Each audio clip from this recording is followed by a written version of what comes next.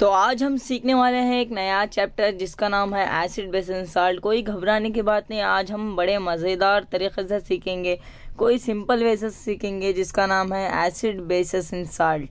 पहले देखेंगे एसिड क्या होते हैं, बेसिस क्या होते हैं, फिर हम इन दोनों को मिलाकर बनाएंगे हमारा साल्ट। मतलब कि कोई भी डरने की बात नहीं है, बड़ा इजी चैप्टर है, इजी वे से समझेंगे तो इजीली आपके माइंड में चला जाएगा। तो शुरू करें। तो यहाँ पर देखना एसिड क्या होते हैं, पहले मैं पॉइंटर ले लेता हूँ। तो यहाँ पर देखो एसिड क्या होते हैं।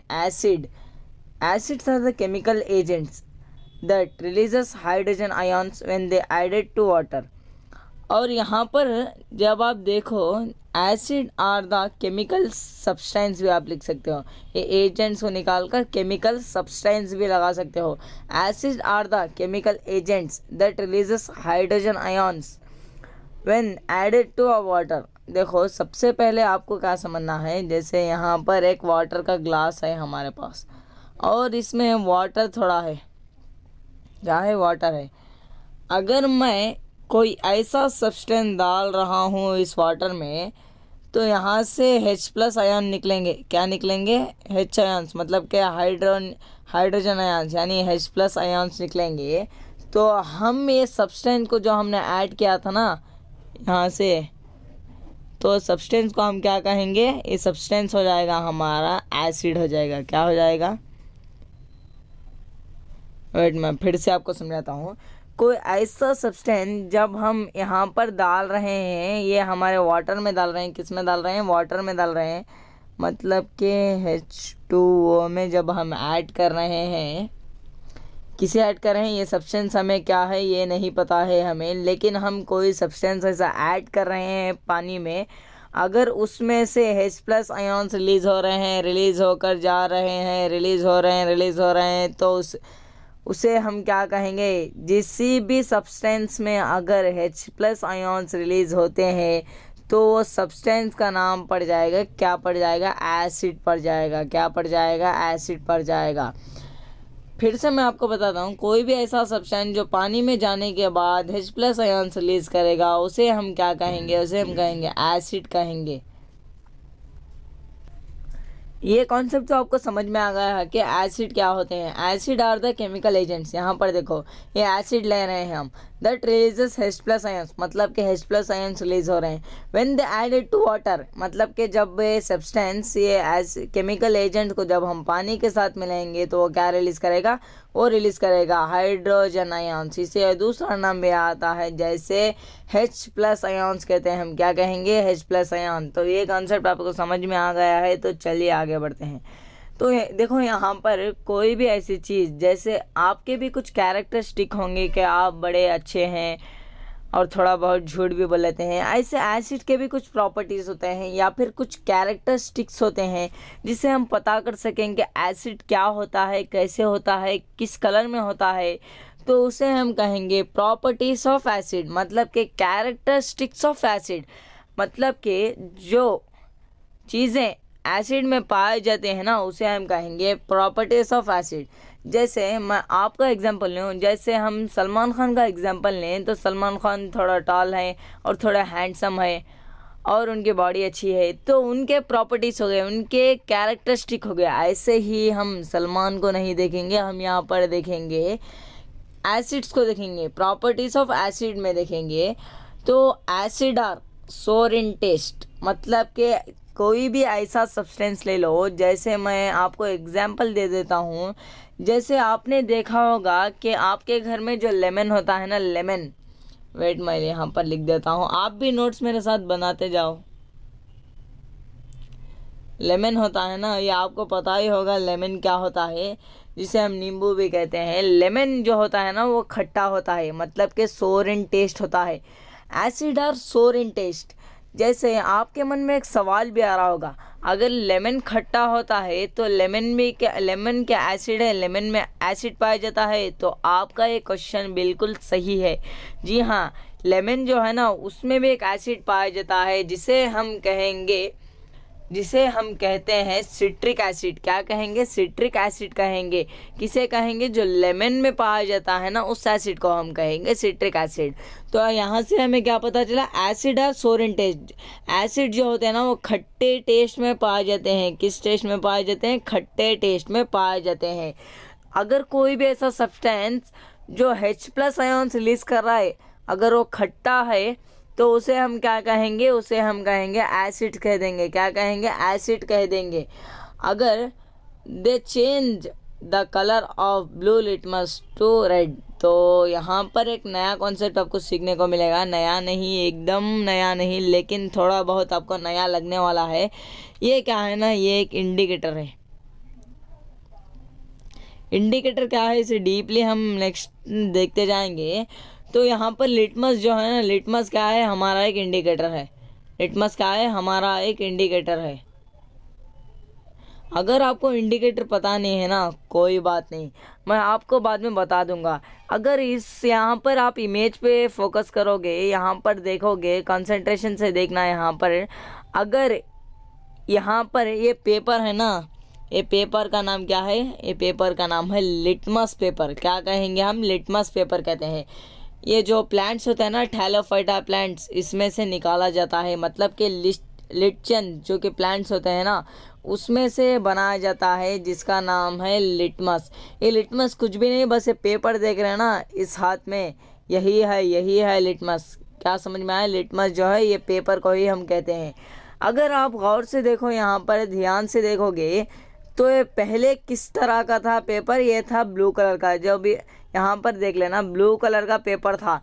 लेकिन जब हमने इसे एसिड के साथ मिलाया, तो ये कौन से कलर में बन गया? ये बन गया हमारे रेड कलर में। क्या कहा मैंने? फिर से कह देता हूँ। ये पहले किस कलर में था पेपर? यहाँ पर देखना, दे चेंज द कलर। यहाँ पर चेंज हुआ है कलर। पहले किस कलर में था? ब्लू कलर में था। जब हमने इसी पेपर को, ब्लू पेपर को हमने एसिड के साथ मिलाया, तो ये क्या बन गया? ये बन गया हमारा रेड कलर का। रेड कलर में कन्वर्ट हो गया, मतलब कि चेंज हो गया। यानी ब्लू को जब हमने एसिड में डाला तो रेड हो गया। मतलब कि अगर बेस में मिलाएंगे तो इसका ऑपोजिट होने वाला है। मतलब कि रेड पेपर को जब हम बेस में मिलाएंगे तो ब्लू कलर में जाएगा। यानी blue to red, red to blue. ऐसा है एसिड बेस की कहानी।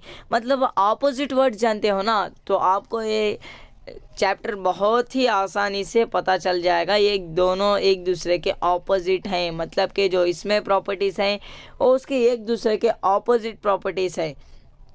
तो ये बात तो आपको पता चल गई है कि प्रॉपर्टीज़ ऑफ एसिड को हमने सिर्फ 2 ही देखा है। अगर दूसरे भी प्रॉपर्टीज़ में आगे आगे देखते जाएंगे, तो आप वहाँ पर नोट करते चले जाना। नोट करने में आपको बहुत ही फ़ायदा होने वाला है। तो एसिड का हमने इस स्लाइड में क्या देखा? एसिड आर सोर इन टेस्ट। एसिड जो होते हैं वो खट्टे होते हैं। और एसिड का जो they change their colour to blue, litmus to red. मतलब कि ब्लू टू रेड यहाँ पर चेंज हो रहा है एसिड में। लिटमस क्या होता है? ये पेपर का नाम लिटमस होता है। लिटमस क्या है? तो लिटमस एक इंडिकेटर है। इंडिकेटर में भी कैसे टाइप का इंडिकेटर है? तो ये नेचुरल इंडिकेटर है। कैसा इंडिकेटर है? ये नेचुरल इंडिकेटर है। इसे हम नेक्स्ट देखेंगे।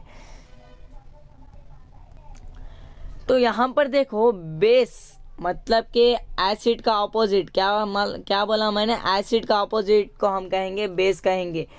तो base is the substance that can accept the hydrogen ion from other substance. क्या है यहाँ पर लिखा हुआ है? Base are the substance that can accept the hydrogen ion from another substance. जैसे मैं आपको यहाँ पर बता दूँ, ये क्या है? एक एटम है, समझो एक एटम है। ये किसका एटम है? ये है हमारा बेस का एटम। बेस में जो एटम होते हैं ना, उसका एक एटम है। अगर दूसरा कोई यहाँ पर एक एटम है, जैसे हाइड्रोजन का एटम है, अगर ये दे रहा है इसे, मतलब कि ये जो इलेक्ट्रॉन है ना, ये इलेक्ट्रॉन इसे दे रहा है, मतलब कि डोनेट कर रहा है, तो ये जो है ना, ये वाला आइटम, इसके पास एक खूबी होती है, एक खासियत होती है, एक आर्ट होती है, एक कला होती है कि कोई भी ऐसे H+ आयन को जब H+ इसे दे देगा तो एक्सेप्ट कर लेगा। क्या कर लेगा? अपने आप के अंदर दे देगा, मतलब कि एक्सेप्ट कर लेगा। एक्सेप्ट का मतलब आप समझ रहे होंगे। एक्सेप्ट किसे कहते हैं हम? एक्सेप्ट मतलब किसी चीज़ को ले लेना, मतलब कि अगर कोई ये सब्सटेंस दे रहा है तो ये ले लेगा। अगर ये ले लेगा तो इसी का नाम पड़ जाएगा हमारा, क्या पड़ जाएगा? बेस पड़ जाएगा। या वही यहाँ पर भी लिखा है, the substance which the base is the substance that can accept the hydrogen ions. Base is the substance that can accept the hydrogen ion from other substance. ये अदर सब्सटेंस है। क्या है? एक अदर सब्सटेंस है, मतलब कि another substance. यहाँ पर आप लिख लेना, मैं उतना नहीं लिखने पे फोकस नहीं करता, मैं सिर्फ कॉन्सेप्ट पे फोकस करता हूँ।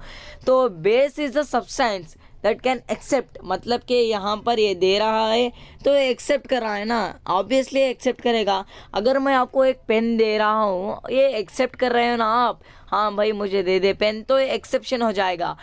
अगर आप एक्सेप्ट कहेंगे हम इसे, अगर आपका फ्रेंड आपको कुछ बुक दे रहा है तो आप उसके पास से ले रहे हो ना, उसी का नाम पड़ जाएगा एक्सेप्ट। मतलब कि जो बुक मैंने कहा ना, वो बुक क्या है हमारी? वो बुक है हाइड्रोजन आयन्स, H+ आयन्स। और जो आप मंग रहे हो ना, वो हो आप बेस। क्या हो? बेस। ये बहुत ही गड़बड़ दिखा है, इसे मैं मिटा देता हूँ। फिर से हम क्लीन से समझेंगे, ये कॉन्सेप्ट बहुत ही इम्पोर्टेंट है। चलो, ये क्या है? हमारा एक बेस है। क्या है? बेस है।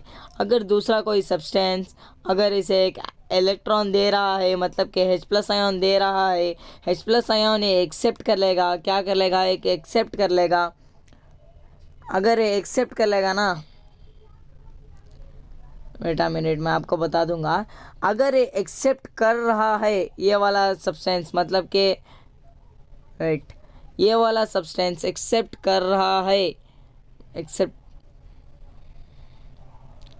एक्सेप्ट कर रहा है, तो हम क्या कहेंगे? उसे हम कह देंगे वो क्या है? बेस है। क्या है? हमारा हो जाएगा बेस है। तो आपको ये बात तो आपको इजीली पता चल गई होगी कि मैं क्या कहना चाहता हूँ। कोई ऐसा सब्सटेंस है जो इसे देना चाहता है अपने H+ आयन को, अगर कोई ऐसा दूसरा सब्सटेंस है जो ले रहा है सब्सटेंस को, वो क्या बन जाएगा? हमारा बन जाएगा बेस बन जाएगा। The substance which can accept the hydrogen ion from another substance is known as base। आपको ये पता चल गया होगा। तो आगे बढ़ते हैं हम नेक्स्ट स्लाइड पे। तो वही जो एसिड का देखा था ना हमने, वही यहाँ पर भी देखना है, प्रॉपर्टीज ऑफ बेस। तो प्रॉपर्टीज ऑफ बेस मतलब कि बेस के अंदर की खासियत, बेस के अंदर की खूबियाँ देखना है हमें। तो कैरेक्टरिस्टिक ऑफ बेस, ये क्या है? हमारे कैरेक्टरिस्टिक्स है। क्या है? कैरेक्टरिस्टिक्स है। तो बेस और बिटर इन टेस्ट। बेस कैसे टेस्ट में होते हैं? कड़वे टेस्ट में होते हैं, मतलब कि जो कड़ेला होता है ना, वो टेस्ट में होते हैं। कौन से टेस्ट में होते हैं? कड़वे टेस्ट में होते हैं। बिटर का मतलब मैंने यहाँ पर लिख लिया है कड़वे। और हमारे एसिड कौन से टेस्ट में थे? एसिड तो खट्टे थे ना, सोर इन टेस्ट थे। लेकिन यहाँ पर देखो, यहाँ पर मैं क्या कह रहा हूँ, ये जो बेस है ना, ये बिटर इन टेस्ट है। कौन से टेस्ट में है? बिटर इन टेस्ट में है। अगर ये बिटर इन टेस्ट में कोई ऐसा सब्सटेंस है और वो H+ आयन को एक्सेप्ट कर रहा है, तो उसे हम क्या कहेंगे? उसे हम कह देंगे बेस कह देंगे। क्या कहेंगे? बेस कहेंगे। चलो मैं हटा लेता हूँ इसे।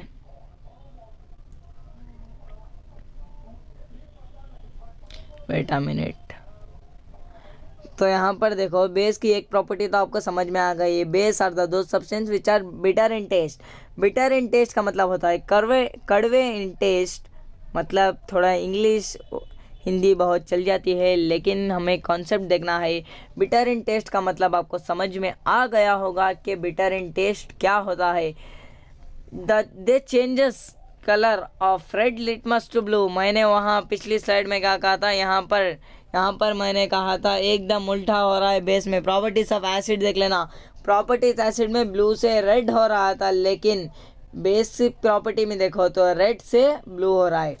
तो वही चीज़ यहाँ पर भी देख लो। ये लिटमस पेपर है। लिटमस पेपर 2 कलर के आते हैं। 1 मिनट में लिख देता हूँ। एक हो गया रेड कलर और दूसरा हो गया ब्लू कलर। कौन से 2 कलर में आते हैं यहाँ पर मैंने लिख दिया है, तो आप इसे भी लिख लेना। मतलब कि रेड कलर से ब्लू में कन्वर्ट हो रहा है तो हम क्या कहेंगे, उसे बेस कह देंगे। अगर they change their colour red litmus to blue, यानी रेड टू ब्लू, रेड से ब्लू बन जाएगा तो हम क्या कहेंगे, बेस कहेंगे। अगर एसिड है तो ब्लू से रेड होगा। दोनों एक दूसरे के उल्टा हैं, ऐसा समझ लो। दोनों एक दूसरे के ऑपोजिट हैं, मतलब कि रेड से ब्लू हो रहा है तो बेस है, ब्लू से रेड हो रहा है तो क्या कहेंगे हम, एसिड है। ये आपको याद रख लेना है। इसे याद करने का भी छोटा सा तरीका बताता हूँ मैं। जैसे रेड को आप याद नहीं रख पाओगे कि हमें कन्फ्यूज़न चल जाता है कि रेड कलर कौन सा है। रेड कलर में कौन कन्वर्ट हो जाएगा, एसिड कन्वर्ट हो जाएगा। आपने फिल्मों वगैरह में देखा होगा कि एसिड फेंकने पे डेंजर सिग्नल आप नोटिस करोगे कि एसिड डेंजर होती है। तो डेंजर का कलर क्या होता है, डेंजर का कलर होता है रेड दोस्तों। क्या होता है, रेड होता है। मतलब कि कोई भी ऐसा कलर जो इंडिकेट कर रहा है हमें डेंजर, तो उसे हम कलर देंगे, रेड कलर दे देंगे। तो रेड कलर मतलब कि डेंजर मतलब रेड, डेंजर मतलब के रेड, रेड मतलब के एसिड, ऐसे याद रख लेना है आपको। और ब्लू तो बॉयज़ का ऑब्वियसली फेवरेट कलर होता है, B for blue, B for boys, ऐसे आपको याद रख लेना है। बस ऐसी छोटी सी ट्रिक थी, कोई ऐसा बड़ा काम नहीं था कि आप लाइक कर दें वीडियो को। तो चलिए आप देखते हैं इंडिकेटर्स क्या होते हैं। अगर हमने देख लिया पिछले साइड में एसिड क्या होते हैं तो बेस क्या होते हैं, हमने इतना देख लिया। तो एसिड और बेस को अगर मैं आपको एक काम करता हूँ, आपको यहाँ से दिखा देता हूँ। अगर मैं आपको एक बीकर में क्या दे रहा हूँ, एक सब्सटेंस दे रहा हूँ। ये क्या सब्सटेंस है मुझे नहीं पता, ये आपको पता करके मुझे बताना है। आप कैसे बताओगे ये भी मुझे नहीं पता है। अगर मैं दूसरा वही यहाँ पर बीकर दे रहा हूँ, इसमें दूसरा सब्सटेंस है, मतलब कि इसमें रख लेते हैं कोई दूसरा सब्सटेंस, तो आप कैसे बताओगे कि इसमें से कौन सा वाला एसिड है, कौन सा वाला बेस है। तो आप सोच रहे होंगे कि हम टेस्ट करके बता देंगे, बड़ा इजी है। जो खट्टा होगा वो एसिड होगा, जो कड़वा होगा, जो बिटर इन टेस्ट होगा वो बेसस होगा। लेकिन बच्चों ऐसा नहीं किया जाता केमिस्ट्री में, क्योंकि केमिस्ट्री बहुत डेंजरिंग सब्जेक्ट है। मतलब कि आप कभी भी ऐसे मत करना, क्योंकि अगर हल्का सा एसिड आपके कोई टंग वगैरह पे लग गया तो आपकी टंग बर्न हो सकती है। ये बात का भी आप ख्याल रखना केमिस्ट्री लैब में। इसलिए ग्लव्स के बिना छुआ भी नहीं जाता केमिकल को। क्यों छुआ नहीं जाता, क्योंकि केमिकल वैसे ही होते हैं। अगर कोई केमिकल कॉन्सेंट्रेटेड एसिड है, अगर आप उसे टच कर लोगे तो समझ लो आपका हाथ 100% जलने वाला है, आपका हाथ 100% बर्न हो जाएगा। तो कभी भी वैसा मत करना। जो मैं तरीक़ा बोल रहा हूँ वो तरीक़े पे अमल करना। तो वो तरीक़ा ये है कि अगर आप ड्राइविंग जानते हो तो आप ड्राइविंग कर रहे हो तो पीछे वाले को कैसे पता चलेगा कि हम राइट लेने वाले हैं या फिर लेफ़्ट जाने वाले हैं। तो उसको ईज़िली पता चल जाएगा एक वर्ड की मदद से, एक लाइट की मदद से, जिसका नाम होता है इंडिकेटर। मतलब कि क्या करता है ना, ये इंडिकेट करता है। क्या करता है, इंडिकेट कर रहा है। क्या इंडिकेट कर रहा है इसे नहीं देखना, बस समझना है कि इंडिकेट कर रहा हो। जैसे आप कोई कार छोड़ो, आप कोई बाइक या फिर टू व्हीलर रन कर लेते हो, ड्राइव कर लेते हो, तो आपको राइट जाना होगा तो आप राइट में इंडिकेट करोगे। क्या करोगे, राइट में इंडिकेट करोगे। अगर आपको लेफ़्ट में जाना होगा तो लेफ़्ट में इंडिकेट करोगे। सही कह रहा हूँ ना मैं, ऐसे ही आप करने वाले होंगे। लेकिन जब हम एसिड और बेसिस में फ़र्क जानने की कोशिश करेंगे तो वहाँ पर भी यूज़ होने वाला है हमारा एक सब्सटेंस। मतलब कि एक ऐसा चीज़, ऐसा कोई चीज़ ही कहते हैं या फिर सब्सटेंस कह लेना, कोई ऐसा सब्सटेंस यूज़ करने वाले हैं ना जिसे हम एसिड और बेसिस में फ़र्क दिखा सकें। तो वो चीज़ का नाम क्या पड़ जाता है, इंडिकेटर पड़ जाता है। Indicator are the chemical substance. ये क्या होते हैं, केमिकल सब्सटेंस होते हैं which give different colour in acid or base. जैसे मैंने कहा इंडिकेटर क्या होते हैं, केमिकल सब्सटेंस होते हैं। वो अपने आप में से कलर को चेंज कर लेते हैं जब एसिड में चले जाते हैं या फिर बेसिस में चले जाते हैं। अगर मैं आपको एग्जांपल ले लूँ, लिटमस का ही ले लेते हैं। लिटमस को देखो आप, जब एसिड में डाल रहे थे तो कौन से कलर में बन रहा था, वो बन रहा था रेड कलर में। अगर हम बेसिस में डाल रहे थे तो वो बन रहा था हमारा ब्लू कलर में कन्वर्ट हो रहा था। वही यहाँ पर भी लिखा है विच गिव डिफरेंट कलर, मतलब कि रेड और ब्लू ये सेम कलर नहीं है ना, डिफरेंट कलर है ना। विच गिव डिफरेंट कलर मतलब कि रेड एसिड में, ब्लू बेसिस में, तो डिफरेंट कलर हो गया इन एसिडिक और बेसिक।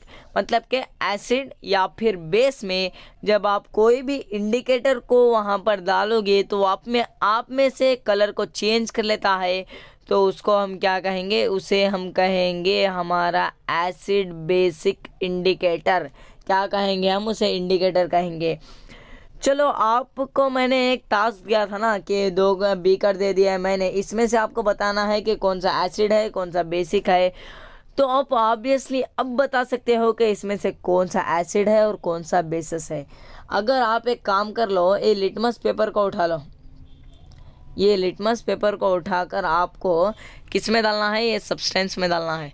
अगर ये सब्सटेंस रेड कलर में कन्वर्ट हो रहा है, ये पेपर रेड कलर में कन्वर्ट हो रहा है, तो हम इसे क्या कह देंगे, यहाँ पर देखो रेड कलर में कन्वर्ट हो रहा है तो इसलिए हम कह रहे हैं इसे एसिड कह देंगे।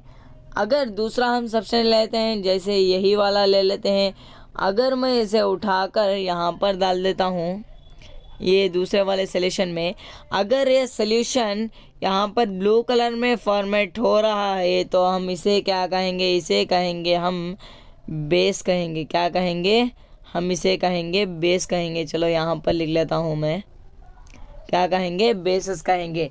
तो एसिड बेसिस की कहानी तो आपको इंट्रोडक्शन समझ में आ गया है, तो आप इसके बाद का लेसन आपको एकदम इजीली माइंड में चले जाएगा। तो basic is the power of the concept.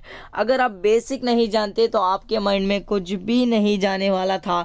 अब आप बेसिक जान चुके हो, एसिड क्या होते हैं, बेसिस क्या होते हैं, इंडिकेटर क्या होते हैं, तो आपको इसके बाद का लेसन इजीली समझ में आ गया होगा। तो चलिए स्टार्ट करते हैं हमारा लेसन। तो स्टार्ट करते हैं हमारा चैप्टर नंबर 2 जिसका नाम है एसिड बेसिस एंड साल्ट। तो इतना सारा मैंने करा, मतलब कि मैंने जो 20 मिनट्स का आपको वीडियो कराया है ना, ये सिर्फ क्या था हमारा, ये था हमारा बेसिक, मतलब कि आपके एनसीईआरटी का सिर्फ एक ही प्यारा मैंने कराया है। तो स्टार्ट करते हैं एकदम जल्दी से। तो इंडिकेटर की बात जब हमने देख लिया है तो एक मिनट हम एक बार रिवाइज कर लेते हैं। एसिड क्या होते हैं, acid are the those substance which release the hydrogen ions in the water. तो प्रॉपर्टीज ऑफ एसिड जानते हो। बेसिस क्या होते हैं, bases can accept the hydrogen ions from the another substance, जो जिसके अंदर ये खूबी होती है कि H+ आयन को एक्सेप्ट करना, तो उसे हम क्या कहेंगे, उसे हम कह देंगे बेस कह देंगे। और प्रॉपर्टीज ऑफ इंडिकेटर तो आपको समझ में आ गया होगा इंडिकेटर क्या होता है। लेकिन और 2 इंडिकेटर है ना यहाँ पर, अगर मैं आपसे कहूँ कि तीनों इंडिकेटर जो ना, ये तीनों क्या है, ये तीनों क्या है, एक इंडिकेटर है। ये तीनों किससे बने हुए हैं आपको मैं कहूँ तो ये नेचर से बने हुए हैं। किससे बने हुए हैं, नेचर से बने हुए हैं। किससे बने हुए हैं, नेचर से इन्हें काढ़ा गया है। मतलब कि मैंने लिटमस पेपर को आपको बता ही दिया है कि वो एक प्लांट से निकाला जाता है, तो उसे हम कहेंगे, अगर नेचर से मिल रहा है हमें तो हम उसे कहेंगे नेचुरल इंडिकेटर। 3 तरह के इंडिकेटर होते हैं, एक हो गया नेचुरल इंडिकेटर, एक हो गया सिंथेटिक इंडिकेटर, और तीसरा हो गया हमारा ऑल्फैक्टरी इंडिकेटर। जो सबसे पहला वाला इंडिकेटर है ना, वो है हमारा नेचुरल इंडिकेटर, मतलब कि नेचर से हमें मिलते हैं, तो इसलिए हम कहते हैं नेचुरल इंडिकेटर। मतलब कि यहाँ पर लिख लेना, वेट बच्चों वेट, ये किससे बने हुए होते हैं, नेचर से बने हुए होते हैं। तो नेचर से बने हुए होते हैं, इसलिए हम इसे क्या कहेंगे, इसे हम कहेंगे नेचुरल इंडिकेटर। एग्जाम्पल देख लो, ये एग्जाम्पल हैं सारे, यहाँ पर लिख देता हूँ, नहीं तो आप बहुत कन्फ्यूजन में आते हैं। तो ये सारे क्या हैं, सारे हैं हमारे एग्जाम्पल। जैसे लिटमस पेपर जो कि ये है, टर्मरिक तो आप जानते होंगे, तो इसे ज़्यादा गर्ल्स अच्छी तरह से जानते हैं। टर्मरिक मतलब कि जो हल्दी होती है ना, हल्दी। यहाँ पर देख लो मैंने इमेजेस भी यहाँ पर आपके लिए डाल कर रखे हैं, क्योंकि SLWF के बच्चों को कोई भी दिक्कत नहीं होने वाले, कोई भी तकलीफ़ नहीं होना चाहिए, इसलिए। तो रेड कैबेज मतलब कि कैबेज जो मार्केट में आता है ना वो ग्रीन कलर में होता है ज़्यादातर, लेकिन रेड कैबेज जो है ना ये भी एक नेचुरल इंडिकेटर है। और कलर पेटल्स मतलब कि कलर के बहुत सारे कलर के जो फ्लावर्स के जो पत्ते होते हैं ना, प्लांट्स के पत्ते नहीं, मतलब के फ्लावर्स के जो लीव्स होते हैं ना, जिसे हम कहते हैं अपने पेटल्स कहते हैं ना, colour petals are the some of some flower, हर फ्लावर का नहीं, सम फ्लावर। जैसे मैंने यहाँ पर आपको दे रखा है, जैसे रोज़ दे रखा है, और भी कोई दूसरा येलो हो गया, पर्पल हो गया, और भी दूसरे बहुत सारे आते हैं, ये भी आप ले सकते हो। अपने किसे लेंगे हम, अपने यहाँ पर ले लेंगे हम यहाँ पर नेचुरल इंडिकेटर को। अगर मैं आपसे एक एग्जांपल कहूँ कि आपको एक बीकर लेना है, अपने घर में ही ट्राई करना, और इसमें थोड़ा कैल्शियम हाइड्रोक्साइड को डालना है। किसे डालना है? कैल्शियम हाइड्रोक्साइड को डालना है। अगर कैल्शियम हाइड्रोक्साइड को डालेंगे तो आपको क्या करना है ना, पानी में मिला देना है कैल्शियम हाइड्रोक्साइड को, और फिर क्या करना है आपको, इसमें टर्मरिक थोड़ा डालना है। अगर आप टर्मरिक डालोगे वहाँ पर तो एक नोटिस आप करोगे वहाँ पर कि वो पूरा का पूरा सॉल्यूशन जो है रेड कलर में कन्वर्ट हो जाएगा। वो क्यों होगा? क्योंकि एक नेचुरल इंडिकेटर है टर्मरिक, और जो कैल्शियम हाइड्रोक्साइड है वो क्या है? बेस है। तो आपको ये एक्सपेरिमेंट थोड़ा बहुत समझ में आ गया था, ज़्यादा इम्पोर्टेंट एक्सपेरिमेंट नहीं, और आपके एनसीईआरटी में भी नहीं दिया हुआ है, ऐसे ही मैंने बता दिया। तो यहाँ से एक क्वेश्चन है, यहाँ से हम इसे ले लेते हैं।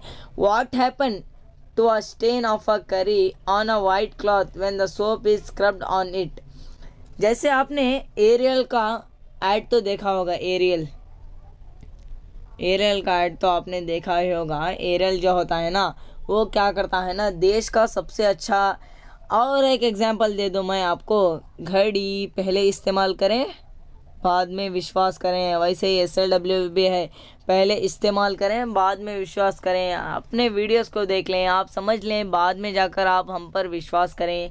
अगर इसकी नोट चाहे तो मैं डिस्क्रिप्शन में इजीली आपको दे दूंगा NCERT सॉल्यूशंस के, आप वहां से ले सकते हो। तो स्टेन बिकम मतलब कि जो हमारे शर्ट के ऊपर, मतलब कि आप यहाँ पर देख लो, शर्ट के ऊपर क्या हो गया है, कोई किसी को कुछ ऐसा हो जाता है कि उसके ऊपर, शर्ट के ऊपर कुछ गिर गया या फिर करी लग गई, तो वैसे होता ही रहता है। एक इंसान है, उसी के शर्ट पे ये सब हुआ है। अगर ऐसा हुआ है, अगर हम इसे सर्फ एक्सेल की मदद से या फिर एरियल या फिर घड़ी की मदद से हम करते हैं पोर अप पोर, मतलब कि हम क्या करते हैं, इसे पोर करते हैं, फिर रब करते हैं, फिर और पोर करते हैं, तो क्या बन जाएगा हमारा, ये क्यों हो रहा है कि क्लीन हो जाएगा। मतलब कि अगर आप साबुन या फिर सोप लेकर घसोगे तो ये क्या होगा, ये क्लीन हो जाएगा। क्यों हो जाएगा? क्लीन हो जाएगा, या फिर ऐसे कलर में बन जाएगा। अगर ऐसे कलर में बन रहा है तो यहाँ पर देख लो, the stain become reddish brown, ये स्टेन क्या हो जाएगा, रेडिश ब्राउन हो जाएगा। बिकॉज यहाँ पर देख लो, because soap is a basic in nature. बस मुझे क्वेश्चन लेना, सिर्फ इतना ही मेरा मकसद था कि मुझे आपको बताना था कि सोप जो है ना, ये सोप क्या है हमारा, ये सोप है हमारा बेसिक नेचर में है। किस नेचर में है? बेसिक नेचर में है। किस नेचर में है? एक मिनट में आपको हाईलाइट, ऐसे नहीं है। सोप हमारा कौन से नेचर में मिलता है हमें? सोप मिलता है हमें बेसिक नेचर में। तो ये एकदम क्या कर लो ना, एकदम एसिड बेसिस के जो नाम लिखोगे ना उसी के नीचे लिख लेना इसे, soap is in basic nature, soap is basic in nature. तो आपको ये बात यहाँ पर लिख लेना है कहीं पे। तो अब हम नेक्स्ट पे बढ़ते हैं। जैसे बहुत सारे एक्सपेरिमेंट मैंने आपको बताए हैं, तो यहाँ पर देखो, knife which is used to cut a fruit was immediately dipped into water containing a drop of a blue litmus solution. If a color of a solution change to red, what inference can be drawn about nature of a fruit, मतलब कि क्या कहूँ मैं आपको, यहाँ पर कह देता हूँ। अगर एक फ्रूट है, मतलब कि ले लेते हैं हम लेमन को ले लेते हैं। अरे ये क्या हाईलाइटर ले लिया मैं। अच्छा चलो, लेमन छुड़ाने में भी इजी हो जाएगा मुझे। ऐसे ही जुगाड़ लगाना पड़ेगा हम तो, आप जानते हो कि हम कौन है। ये है हमारा लेमन। लेमन की तरह तो दिख नहीं रहा, लेकिन समझ लेते हैं ये है हमारा लेमन।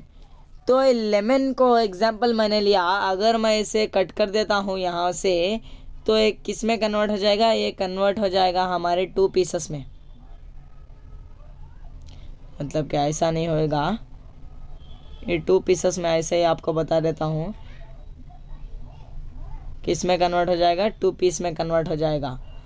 अगर आप किससे कट करोगे इसे कट करोगे आप एक नाइफ़ की मदद से ना। नाइफ़ को तो मैं ऐसे छुड़ा नहीं सकता, लेकिन आप देख लेना, नाइफ़ की मदद से आप इसे कट करोगे ना। अगर ये कट कर चुके हो आप, तो यही पूछ रहा है कि जब भी इसे आप वाटर में डालोगे, जिसमें एक ब्लू लिटमस सोल्यूशन था, ब्लू लिटमस सोल्यूशन को आपने वाटर में डाला, फिर इस नाइफ़ को भी डाला, तो वो रेड कलर में कन्वर्ट हो जाएगा। तो जो फ्रूट की जो नेचर था ना, नेचर मतलब 2 ही तरह के नेचर आते हैं। एक हो गया एसिडिक नेचर और दूसरा हो गया बेसिक इन नेचर।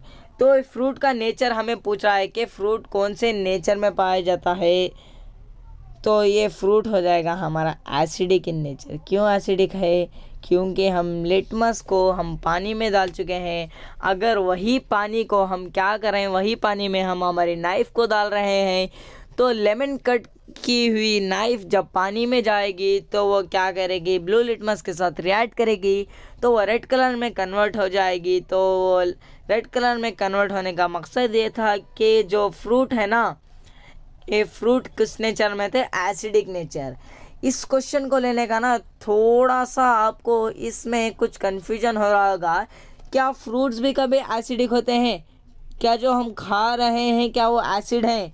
जी हाँ दोस्तों, आप बिल्कुल सही सोच रहे हैं, क्योंकि फ्रूट में भी एसिड पाया जाता है। जैसे कि मैंने लेमन कहा, और दूसरे भी ले सकते हैं, जैसे ऑरेंज ले सकते हैं, ग्रेप्स ले सकते हैं, एप्पल ले सकते हैं, कर्ड ले सकते हैं, और भी बहुत सारे आते हैं। आप उन सारों को ले लेना, सारों मतलब जितने भी सारे हैं ना, उन सब को ले लेना, और एक एक में से लिटमस सोल्यूशन को टेस्ट करना या फिर टर्मरिक सोल्यूशन को टेस्ट करेंगे। तो आपको क्या पता चलने वाला है? आपको ये पता चलेगा कि एसिडिक है या फिर बेसिक है। तो आपको इतना कॉन्सेप्ट समझ में आ गया है। तो इस क्वेश्चन का सिंपल सा एक कंक्लूजन था कि fruits are also in acidic nature.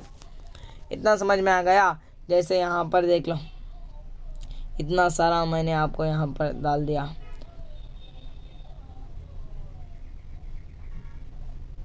Wait a minute, एक पूरा हटा देता हूँ मैं। तो यहाँ पर देखो, जब हमने लेमन को काटा और लिटमस टेस्ट किया, तो वो लिटमस कौन से कलर में कन्वर्ट हो गया? यहाँ पर रेड कलर में कन्वर्ट हो गया। तो रेड कलर किस लिए? क्योंकि फ्रूट्स आर आल्सो इन किस नेचर में? Acidic nature. तो आता है हमारा थर्ड वाला इंडिकेटर, जो कि है ऑल्फैक्टरी इंडिकेटर। ऑल्फैक्टरी इंडिकेटर हमने पिछले सारे इंडिकेटर में क्या देखा? हमने पिछले इंडिकेटर में ये देखा कि वो हमें क्या दे रहे हैं? हमें दे रहे हैं डिफरेंट कलर दे रहे हैं। अगर वो डिफरेंट कलर दे रहे हैं ना, तो यहाँ वो तो हो गए नेचुरल इंडिकेटर। और यहाँ पर देख लो, ये देख लो ना, ऑल्फैक्टरी इंडिकेटर, मतलब कि नेचुरल इंडिकेटर की तरह ही वर्क करते हैं। लेकिन नेचुरल इंडिकेटर हमारे क्या थे? और नेचुरल इंडिकेटर हमारे जो है वो कलर में चेंजेस कर रहे थे। किस में चेंजेस कर रहे थे? कलर में चेंजेस कर रहे थे। लेकिन जो ए वाला है ना, मतलब क्या ऑल्फैक्टरी इंडिकेटर है ना, ये कलर में चेंज नहीं करेगा, ये चेंज करेगा अपने ओडर में। ओडर मतलब मैं आपको यहाँ पर बता देता हूँ, ओडर मतलब क्या हो जाएगा? स्मेल में चेंज करेगा। स्मेल इसमें चेंज हो जाएगी। जैसे आप देख लो, ऑनियन देख लो, वेनिला देख लो, जैसे क्लव देख लो। जैसे आप ऑनियन देख लो ना, ऑनियन को जब आप, ऑनियन भी एक तरह का इंडिकेटर होता है। देखो, इस लेसन से हमें कितना सारा कुछ सीखने को मिल रहा है कि हमारे घर में भी एसिड बेसिस हैं। जैसे मैंने बताया कि सोप जो है वो बेसिक इन नेचर है। आपके घर में जो फ्रूट्स हैं ना वो सारे सारे नहीं, कुछ ऐसे फ्रूट्स हैं जो एसिडिक इन नेचर है। और जितने भी जो हैं वो मैंने डिटर्जेंट बताया ना, जैसे आपको सर्फ एक्सेल बताया, घड़ी आपको वो बताया, और एरियल जितने भी आपने सुने हैं ना वो सारे क्या हैं, वो सारे बेसिक इन नेचर हैं, ये आपको पता चला। और ये भी आपको पता चला कि हमारे घर में जो हम खाने में फूड में यूज़ करते हैं ना, जो है हमारा टर्मरिक और जो है हमारा ऑनियन, वो भी एक तरह के इंडिकेटर हैं, ये पता चला। जो आप आइसक्रीम खाते हो ना जिसमें वेनिला होता है, वो भी हम खाते हैं, उसे भी हमने देखा है। हम एक एसिड बेसिक इंडिकेटर को खा रहे हैं, वो भी हमने सीखा। तो हमने क्लव जो होते हैं, लौंग कहते हैं इसे, तो क्लव जो होते हैं ना इसे भी खाने में फूड में यूज़ करते हैं। इसी के लिए अंग्रेज़ यहाँ पर हुकूमत जमाने के लिए आ गए थे। तो ये भी हमने सीखा यहाँ पर। Principle of olfactory indicator. Olfactory indicator works on the principle that when acid or basis is added, then the characteristic of smell can be detected. जैसे मैंने पिछली स्लाइड में जितना भी समझाया वही यहाँ पर लिख दिया है, क्योंकि आपको नोट्स बनाने में आसानी होगी। तो ये कब वर्क करेगा? वर्क मतलब के प्रिंसिपल ऑफ ऑल्फैक्टरी इंडिकेटर का मतलब ये है कि प्रिंसिपल का मतलब कब वर्क करेगा, मतलब कि किस टाइम पे वर्क करेगा, तो इसी का नाम होता है प्रिंसिपल। तो यहाँ पर देख लो, ये जो इंडिकेटर होते हैं ना ये तभी वर्क करते हैं जब ये एसिड बेसिस में इसे ऐड किया जाता है, और एक कैरेक्टरिस्टिक्स को जब आप देख लोगे तो आपको पता चल जाएगा कि एसिड है या फिर बेसिस है। तो इतना तो आपका पता चल गया होगा, बड़ा इजी था। ऐसे मैंने आपको यहाँ पर लिख दिया, जो पिछली स्लाइड में समझाया वही यहाँ पर भी लिख दिया मैंने। तो आप नोट्स बनाते रहना और यहाँ पर सुनते रहना। तो यहाँ पर देख लो, what observation you do you notice when a few drop of a dilute HCl is added to a cloth strip with the odor onion and a few drops of NaOH with another cloth strip into the odor of onion। जैसे आपको क्या करना है ना, एक NaOH लेना है, मतलब कि एक बेस लेना है और एक एसिड लेना है। ये जो HCl है ना एक एसिड है, ये क्या है, एक बेसस है। अगर आप इनको लेकर क्या करोगे, आप इन्हें लेकर क्या करना है, आपको किसी ऑनियन में डाल देना है। मतलब कि ऑनियन में आप इसे जब स्ट्रिप करोगे तो आपको वहाँ पर क्या देखोगे, onion has a characteristic smell when bases like NaOH is added to cloth strip treated with the onion extract, then the smell is destroyed।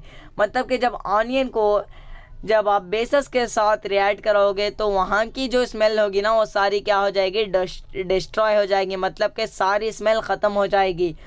और an acidic solution does not destroy, मतलब कि एसिडिक सोल्यूशन हम कह सकते हैं कि यहाँ पर डिस्ट्रॉय हो रहा है, तो यहाँ पर नॉट डिस्ट्रॉय हो रहा है। यहाँ पर देख लेना, नॉट डिस्ट्रॉय है और यहाँ पर डिस्ट्रॉय है, मतलब कि बेसिस में डिस्ट्रॉय हो जाएगी, एसिड में डिस्ट्रॉय नहीं होगी। तो हमने इतनी देर हमने क्या देखा, सिर्फ हमारा देखा इंट्रोडक्शन पार्ट। तो हमने कोई एक ऐसा इंसान है जिसका नाम है एसिड, तो हमने उसकी क्या जान ली, उसके कैरेक्टरिस्टिक जान लिए कि एसिड क्या होता है, कैसे होता है, एसिड का नाम क्या है। मतलब कि कोई ऐसा फ्रेंड जान लिया हमने, एक नया फ्रेंड जिसका नाम एसिड है, उसके अंदर के प्रॉपर्टीज जान ले। और दूसरा फ्रेंड है जिसका नाम बेस है, उसके भी हमने प्रॉपर्टीज़ देख ली है। अगर मैं आपसे कहूँ कि एसिड बेसिस को आप जान चुके हो तो इन दोनों का डिफरेंस भी आप जान चुके हो, तो अब बारी आती है कि किसी और के साथ हम इसे किसी और के सामने लेकर जाएंगे तो ये क्या रिएक्ट करेगा। किसी और के साथ हम मिलाएंगे, मतलब कि जान पहचान कराएंगे, तो इसका क्या रिएक्शन होगा। रिएक्शन मतलब आप समझ चुके होंगे कि रिएक्शन दो तरह के होते हैं। एक हो गया, वेट अ मिनट, सर्कल नहीं है। एक हो गया रिएक्शन, मतलब कि कुछ चीज़ में कुछ मिला रहे हो, वो गया केमिस्ट्री का रिएक्शन। और दूसरा होता है ये रिएक्शन, ये भी क्या है, रिएक्शन है। तो दो तरह के रिएक्शन होते हैं, हम दोनों रिएक्शन को देखने वाले हैं। अगर एसिड का रिएक्शन क्या होगा, जैसे आप देख लो, जैसे मैं मेटल एसिड को मेटल के साथ रिएक्ट कराऊंगा, क्या वो हंसेगा या फिर उदास हो जाएगा, ये मैं नहीं जानता। बस मैं इतना जानता हूँ कि वो कुछ भी कर लेगा, लेकिन हमें पढ़ना है, हमारा कॉन्सेप्ट समझना है। तो उसका रिएक्शन क्या होगा वो देख लेना आप पहले। मेटल विथ एसिड, जो मेटल्स है ना उन्हें एसिड के साथ मिलाएंगे। एसिड को मेटल के साथ मिला लो या फिर मेटल को एसिड के साथ मिला लो, कोई भी फ़र्क नहीं आना है। एसिड मेटल, मेटल एसिड, कोई भी फ़र्क नहीं आने वाला। आप इसे उल्टा भी लिख सकते हो, जैसे साल्ट हाइड्रोजन, हाइड्रोजन साल्ट, कोई भी फ़र्क नहीं पड़ने वाला। इसलिए हम कहते हैं, जैसे मैं आपको मैथ्स की मदद से समझाता हूँ, 2 + 4 कितने हो गए? 6 हो गए। और 4 + 2 कितने हो गए? 6 हो गए ना। तो ऐसा कहो या फिर ऐसा कहो, दोनों भी क्या है, दोनों भी सही है। मतलब कि हमें जो प्रोडक्ट मिलेगा ना वो एकदम सही मिलेगा। और हमारा जो पहला चैप्टर था ना, पहले चैप्टर में हमने क्या देखा था? एक देखा था हमने रिएक्टेंट, एक देखा था प्रोडक्ट। तो ये समझ लो ये हमारा क्या है, एक एरो मार्क है। एरो मार्क के जो राइट साइड में मिलेगा ना उसे हम क्या कहेंगे? प्रोडक्ट कहेंगे। क्या कहेंगे? प्रोडक्ट कहेंगे। और जो लेफ़्ट साइड में मिलेगा हम उसे क्या कहेंगे? रिएक्टेंट कहेंगे। अब मैं इसे क्यों बता रहा हूँ, उस चैप्टर को रिवाइज क्यों कर रहा हूँ? क्योंकि अब हमें इसी की ज़रूरत पड़ने वाली है। मतलब कि इसके बाद के चैप्टर के लिए आप एक काम करो ना, 100% नोट्स खोल के रख लेना, क्योंकि इसके बाद का चैप्टर थोड़ा बहुत आपको कंफ्यूजिंग लगने वाला है। इसीलिए वही टाइम पर हम नोट करते जाएंगे तो कोई भी कंफ्यूजन नहीं क्रिएट होने वाला। तो आपको इतना समझ में आ गया है कि रिएक्टेंट क्या होता है, प्रोडक्ट क्या होता है। तो ये देख लेना, एसिड जब मेटल के साथ रिएक्ट करता है तो क्या देता है? मतलब कि बहुत सिंपल है। जब भी acid metal combine with acid to form a salt and hydrogen displaced from a acid। मतलब कि कुछ भी नहीं है, मतलब कि वेरी सिंपल, कि इसे हम कहेंगे हमारे जनरल फॉर्म कहेंगे। क्या कहेंगे? हम इसे कहेंगे जनरल फॉर्म कहेंगे। क्या कहेंगे? जनरल फॉर्म कहेंगे। 1 मिनट, हमें क्लीन से बॉक्स ही नहीं बन रहा। क्यों नहीं बन रहा मुझे पता नहीं। हमारे पास तो इतना बजट भी नहीं है कि हम बोर्ड पे करा सकें, तो यही बड़ा अच्छा तरीक़ा लगता है मुझे। तो 1 मिनट, चलो कैसा भी आया मुझे फ़र्क नहीं पड़ने वाला। तो ये क्या है हमारा, ये जो बॉक्स में जो लिखा है ना, जैसे मैं यहाँ पर आपको दिखा दूँ, ये जो एसिड है और ये मेटल है, ये जब भी रिएक्ट करेगा ना, आपको इतना तो पता चल गया है कि एसिड क्या होता है, मेटल क्या होता है।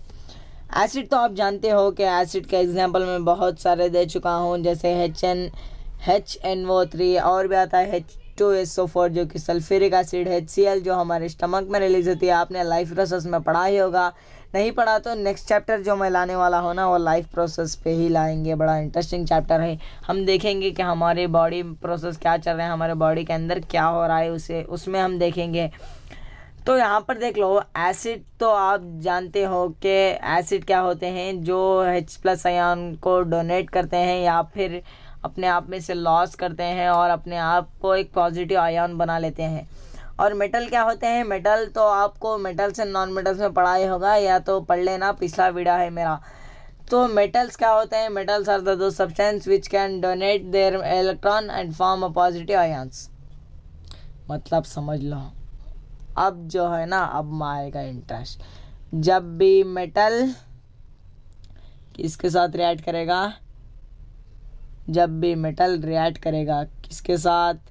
एंटी के साथ, मतलब कि मेटल के साथ जब रिएक्ट करेगा तो हमें क्या मिलने वाला है? हमें सिर्फ 2 ही चीज़ें मिलेगी। एक तो हो गया साल्ट होगा और दूसरा होगा हाइड्रोजन गैस। 2 चीज़ें मिलेगी। कौन से?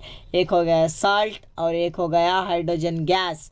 मतलब कि समझ में आ गया, साल्ट प्लस हाइड्रोजन मिलेगा। आपको ये याद रखना है, acid plus metal gives us a salt plus hydrogen, acid plus metal gives us salt plus hydrogen। ये आपको ज़रूर याद रखना है, क्योंकि अगर ये जनरल फॉर्म आप याद नहीं रखोगे तो आपको इक्वेशंस में बहुत आपको प्रॉब्लम क्रिएट हो सकती है, कन्फ्यूजन क्रिएट हो सकती है। तो आपको ये जनरल फॉर्म यहाँ पर कहीं पर भी आपको नोट करके हाईलाइट करके लिख देना है। ऐसे बॉक्स बना के लिख लो तो आपको ईजी हो जाएगा।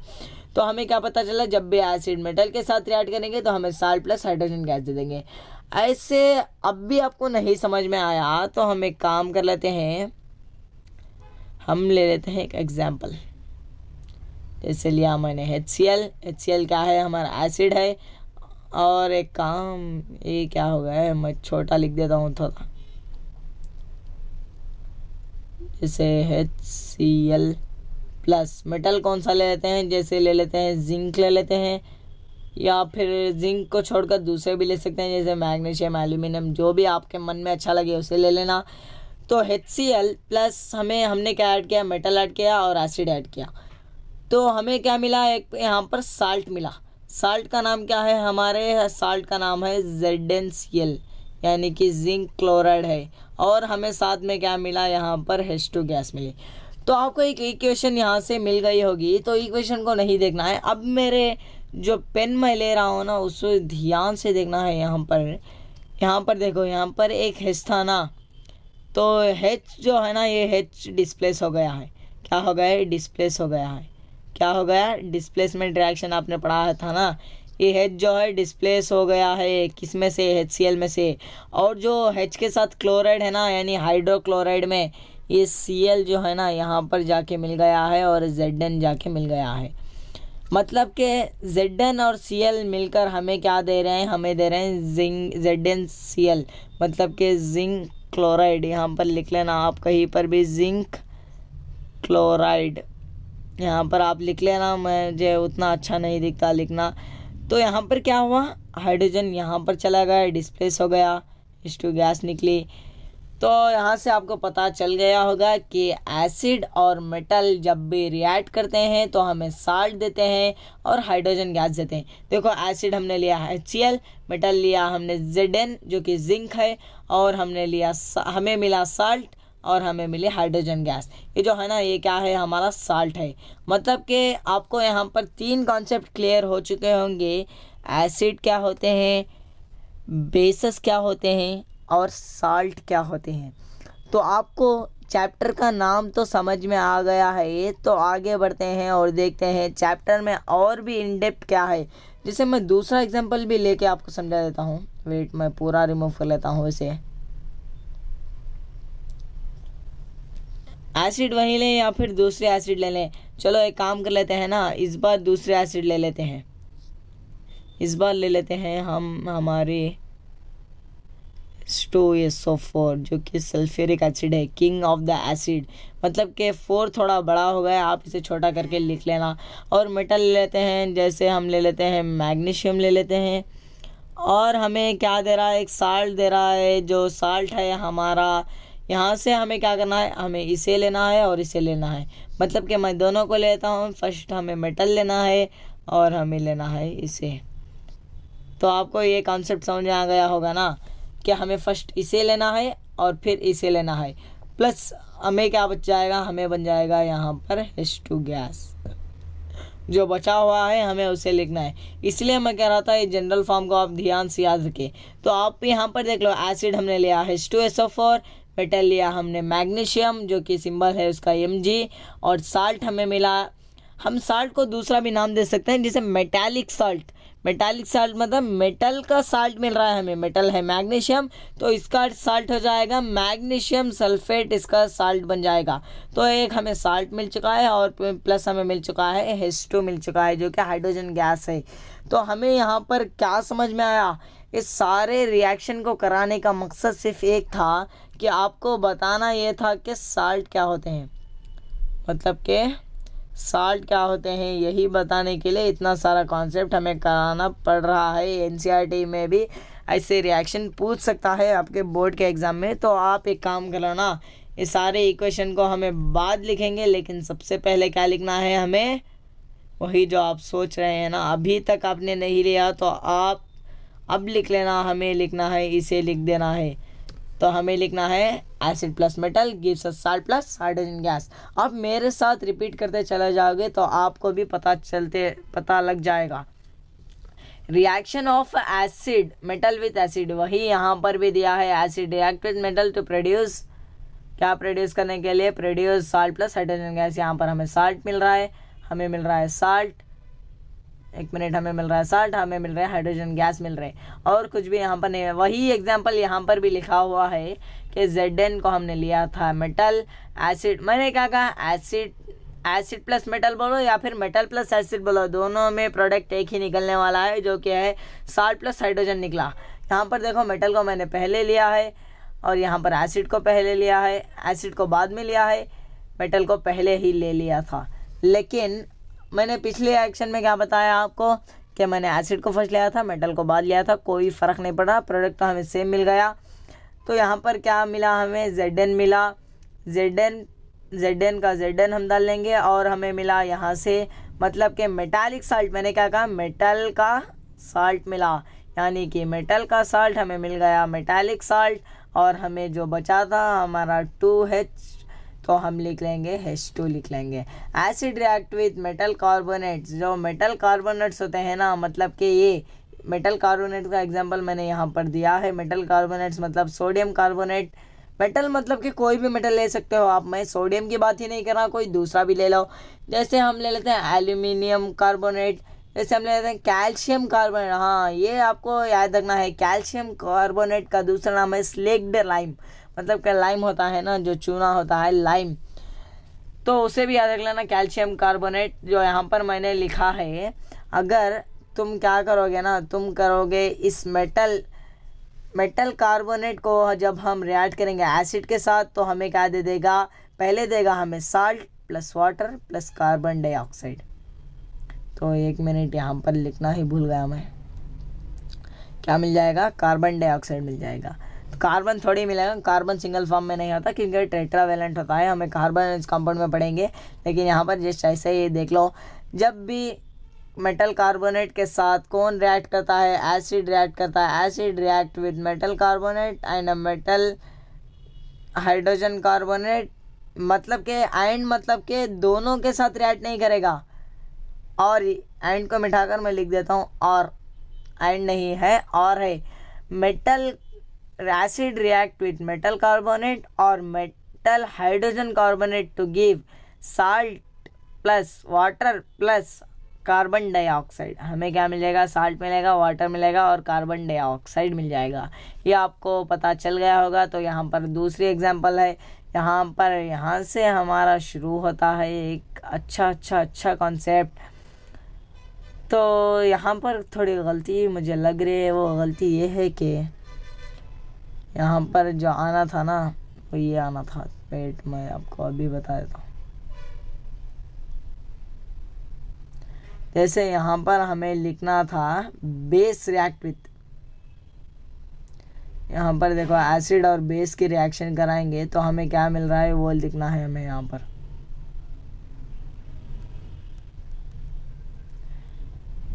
तो एसिड और बेसिस की जब भी हम रिएक्शन कराएंगे तो हमें क्या मिलेगा, हमें मिलेगा साल्ट प्लस वाटर मिल जाएगा। क्या मिल जाएगा, साल्ट प्लस वाटर मिल जाएगा। वेट बच्चों थोड़ी बहुत गलती होती है। यहाँ पर लिखना है बेस लिखना है, क्या लिखेंगे, बेस लिखेंगे। तो reaction of base with acid, acid and base या फिर बेस विथ एसिड, दोनों का मतलब एक ही होता है। मैंने आपको कहा जैसे एसिड रिएक्ट विथ क्या कर रहा हूँ मैं, acid react with bases to produce salt plus water, मतलब के जब भी कभी भी एसिड बेस के साथ रिएक्ट करता है तो हमें क्या दे देगा, साल्ट प्लस वाटर दे देगा। और जब बेस रिएक्ट करता है एसिड के साथ, मतलब के प्रोडक्ट हमें सेम मिल रहा है। Acid react with bases to produce the salt plus hydrogen, salt and H2O, hydrogen नहीं, यहाँ पर याद रख लो, यहाँ पर हमें मिलने वाला है, क्या मिलने वाला है, हमें मिलने वाला है यहाँ पर वाटर मिलने वाला है। तो आपको ये बात भी ध्यान से याद रख लेना। तो इस वाले लेक्चर में हमने क्या क्या सीखा, एक बार रिवाइज कर लेते हैं उसे। चलो एक काम कर लेते हैं, पहले से रिवाइज करते हैं। पहले हमने देखा ये वाला, फिर हमने देखा एसिड क्या होते हैं, फिर देखा हमने प्रॉपर्टीज ऑफ एसिड क्या होते हैं, फिर देखा बेसिस पे प्रॉपर्टीज इंडिकेटर देखा, नेचुरल इंडिकेटर देखा, तो सोप क्यों करता है ये भी देखा, और क्वेश्चन देखे हमने बहुत सारे, तो ये भी देखा हमने यहाँ पर। तो यहाँ तक हमने कंप्लीट कर दिया है इस वीडियो में। तो अब काम करते हैं ना, नेक्स्ट वीडियो पे आप आ जाना, वहाँ पर करते हैं। तो ओके, नेक्स्ट वीडियो पे मिलते हैं, तब तक के लिए नोट्स बनाते रहना, और नोट्स का लिंक चाहिए तो मैं डिस्क्रिप्शन में आपके दे दूँगा।